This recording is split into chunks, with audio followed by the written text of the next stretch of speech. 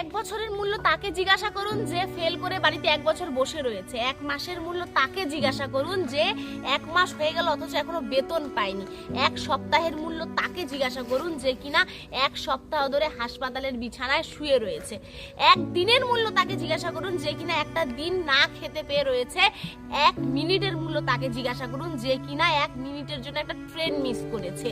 আর এই 15 বছর ধরে বাংলার যে দুর্দশা হয়ে যাচ্ছে না, এর মূল্যটা তাকে জিজ্ঞাসা করুন যে কিনা শিক্ষিত অথচ সে একটা কর্ম জোটাতে পারেনি, তার বাড়িতে অসুস্থ বাবা মা রয়েছে।